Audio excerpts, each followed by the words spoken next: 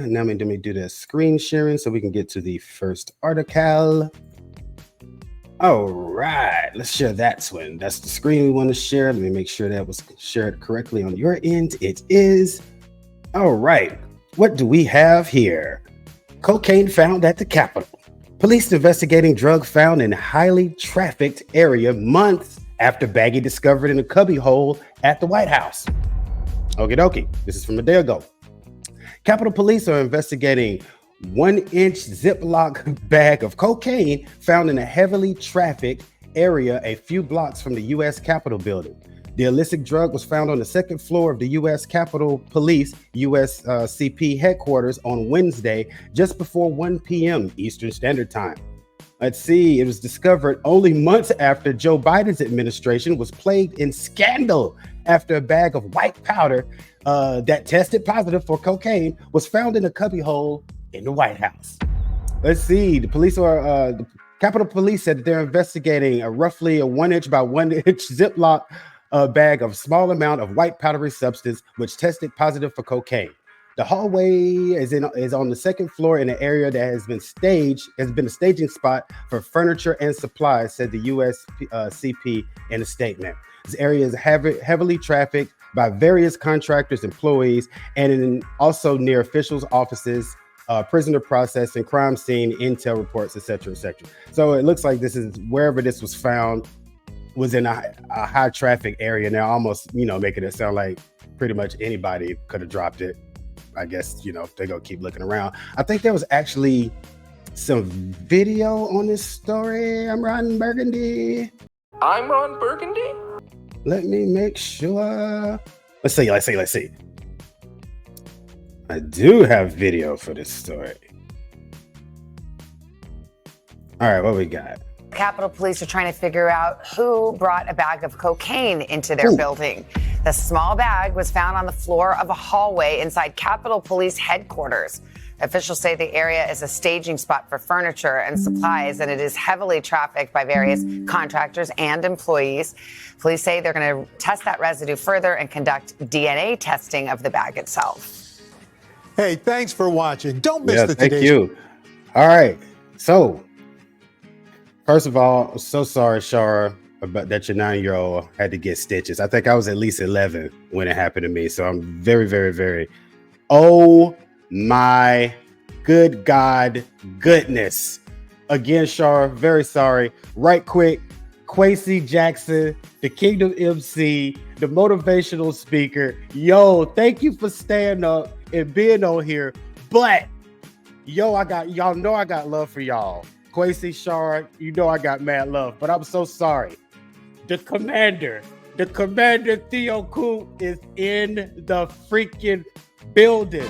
Salute, sir. I'm telling you guys, if y'all are up in the daytime, if you want to see an entertaining live stream, if you want to see somebody that can put on a master class in how to build a community on YouTube, it is Theo Cooper and the Do Better podcast. Man, I so appreciate you. Oh my God, I appreciate you coming by here tonight. But hey, sorry, gotta stay on task. So, as we just saw, we got cocaine in the White House. And the funny thing about this is, I remember how the jokes were just running so much, in 2018, 2019, with cocaine and Trump Jr.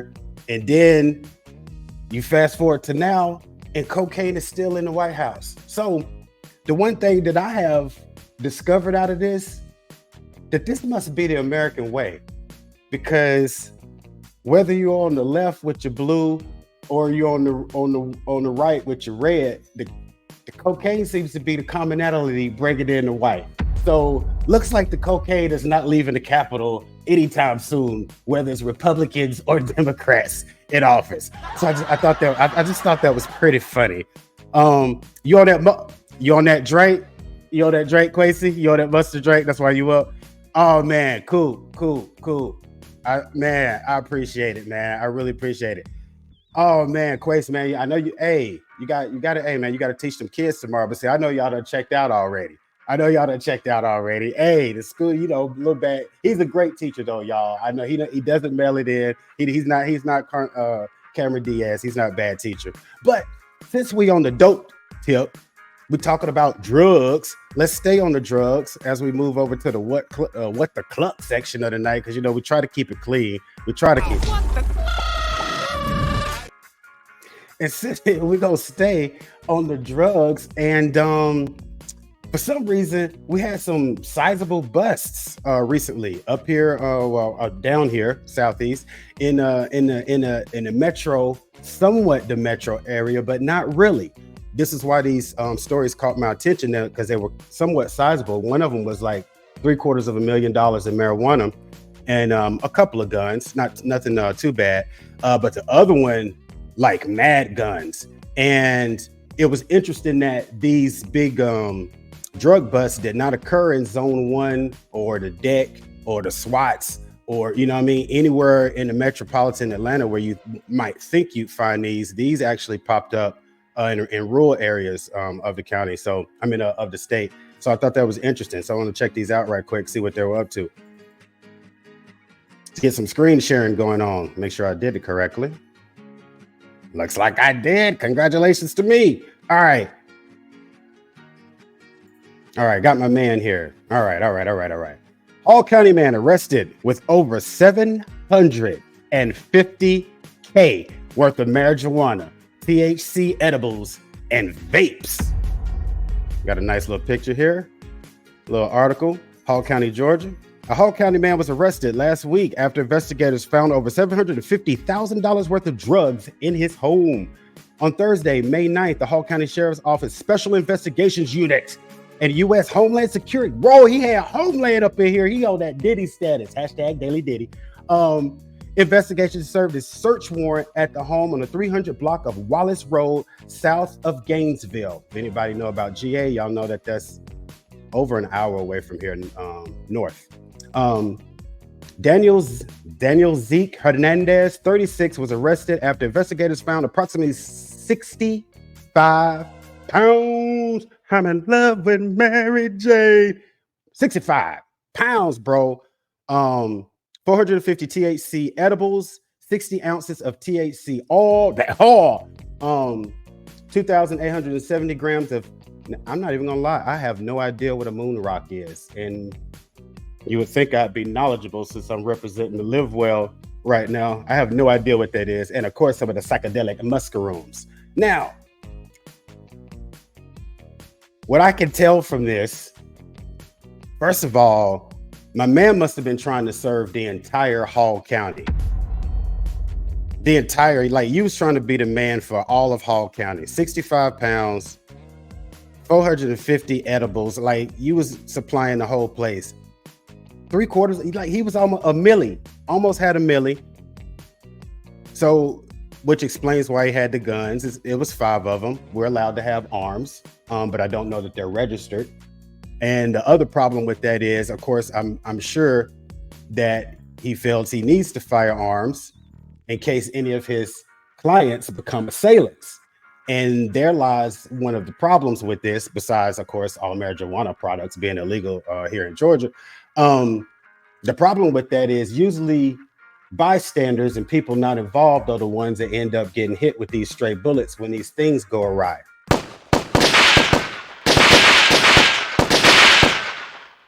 So that's the reason why, even though he's only peddling marijuana and, you know, there's only like 5 firearms or so, the activity itself, it poses a threat to his community, all of Hall County, Gainesville.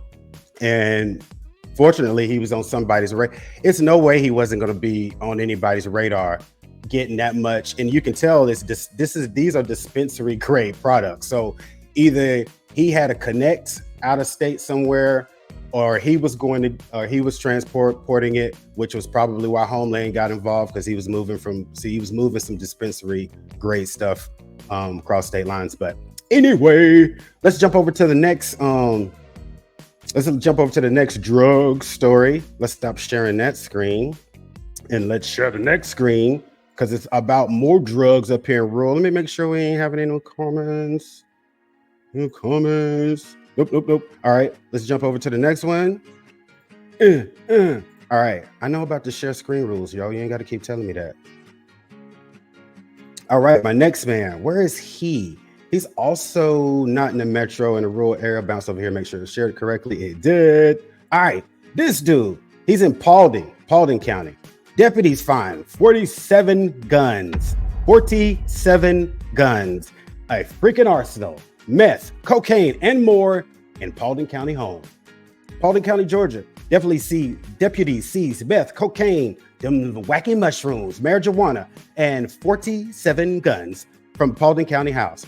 On Thursday, May 2nd, the GBI, Northwest Georgia Drug Task Force in Paulding County Sheriff's Office and Harrison County, oh boy, he had everybody on him, executed a search warrant at 2391 McGarity Road in Temple, yep, in Paulding County. That's probably from where I'm at. I'm up in Cobb County. So you could probably get here in about 45 minutes or so. So not in the Metro Atlanta area. But this dude right here, let's see what we have. Deputies found over a kilo of methamphetamines inside a home along with various amounts of cocaine, ecstasy, MDMA, Molly, MDEA. I don't know what that is. Mushrooms and marijuana. 47 guns were also found in the home. Deputies arrested Gary Edwards, 39, and Rena Phelps, 32. Edwards was charged with trafficking methamphetamines, 2 counts of possession of Schedule 1 narcotic, possession of amphetamines, and possession of firearms by convicted felon. He was already a convicted felon, and he had 47 guns. Even before getting to the guns and the menace that he was going to potentially be throughout Paulding County and wherever else.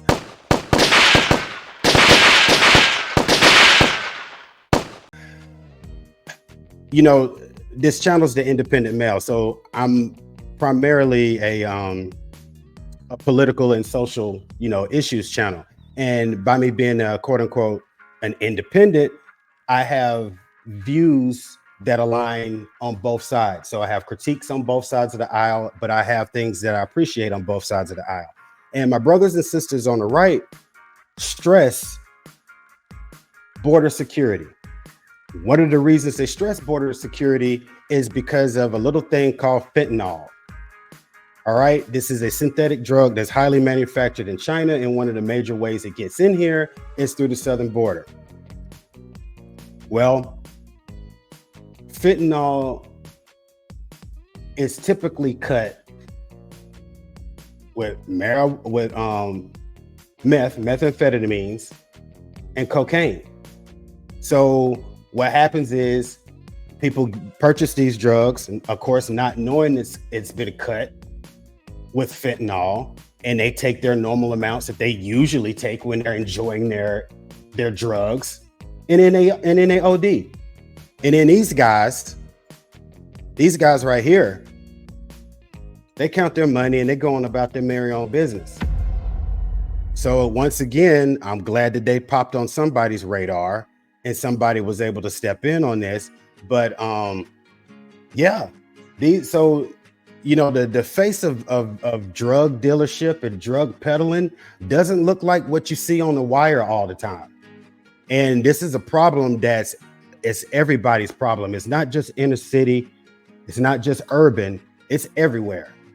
So let us move on, continuing with what the club, because I'm like, these folks is moving some serious weight.